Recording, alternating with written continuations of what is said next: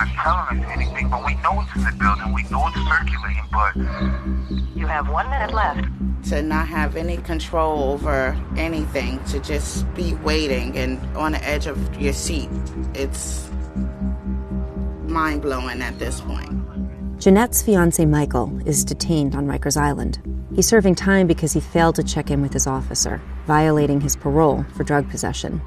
Now Michael, and hundreds like him, are at the center of a public health crisis experts have been warning about for weeks. 2 months owed to this city is not worth somebody's life. You're giving people a life sentence, leaving them there. An inmate who tested positive for COVID-19 died yesterday at Bellevue Hospital. Rikers is one of the largest correctional facilities in the world, and right now the infection rate there is 7 times that of New York City. Is our prison system equipped to handle an outbreak?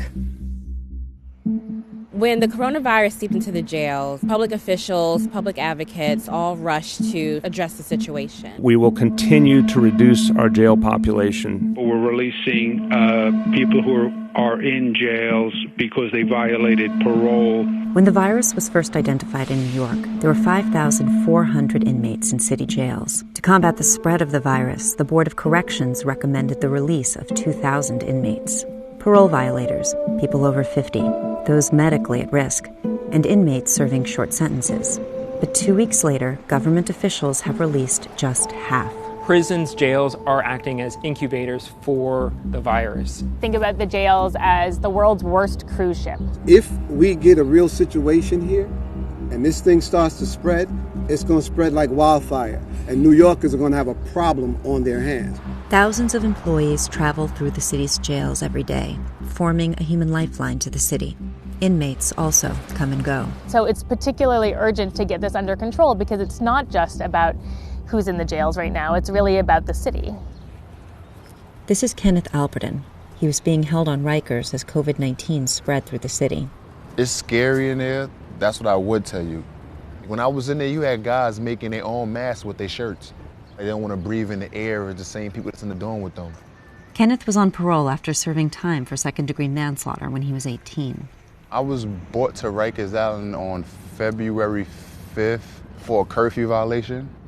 For me reading a paper and watching the news and I'm seeing that they're saying like no more than 10 to a group, but you have 50 guys that's in a sleeping area, it's impossible to tell us to practice social distancing there when there's be stacked on top of each other. After someone in his dorm tested positive, Kenneth says he was quarantined. But less than 24 hours later, he was released. He was given a Metro card, but no guidance about how to deal with the potential spread of COVID-19.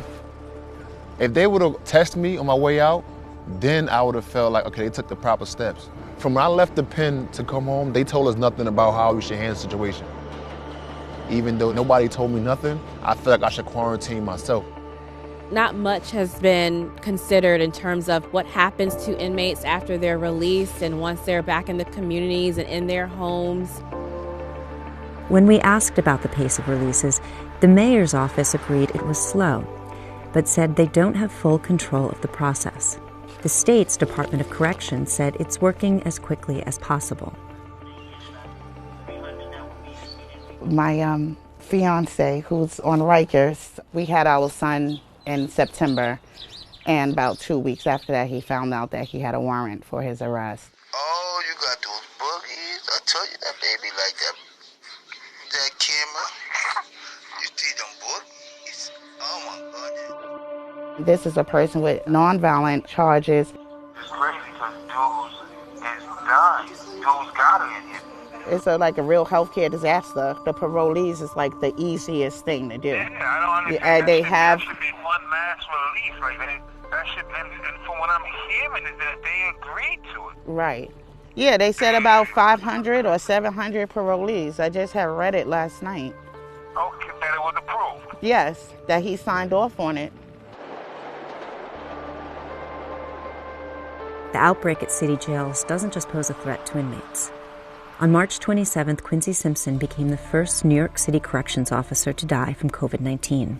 Correctional officers every day, despite harm to themselves and their family, are rolling on this island to do this job. Officer Housamedine criticizes the city's response, though he's arguing for improving jail conditions, not releasing inmates. That's not the answer to solving this problem. They haven't served their time. If they served their time, they wouldn't be on parole. But his opposition is in the minority.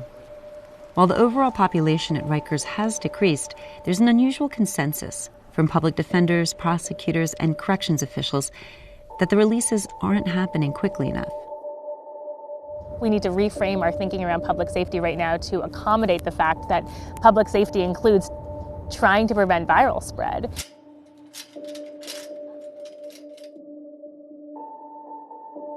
My brother, who's a New York City school teacher, contracted the coronavirus. You okay?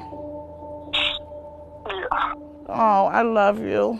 Oh, you scared? No. What's the matter? Oh, God.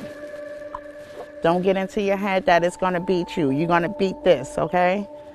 Yeah, I'm always feeling good, though. Okay, I love you. Love you, too. Okay, I'll call you in a little while. All right. Okay. As a teacher, he had a lot of precautions and thought he was following everything he was supposed to be doing, and he contracted the coronavirus going into a school. And this is why I'm so adamant about fighting for Michael to get home. The person standing right next to you can have it and you wouldn't even know it. Across city jails, hundreds of inmates and corrections workers have tested positive, and half of all inmates are now under quarantine. COVID-19 and the pandemic has exposed pretty rapidly sort of all of the weak places in our social safety nets. And it is no surprise that one of those is the ways that jails put people at risk. You have 1 minute left. When you bring a guy in here that's been off the street in 2 weeks and everybody's up in uproar because he can be a carrier, he can be a host. Mm-hmm. You know what I mean? Mm-hmm. So I need to get on the list. I need to get out of here because they're bugging. I know. For using Securus. Goodbye. I know, love. I'm South.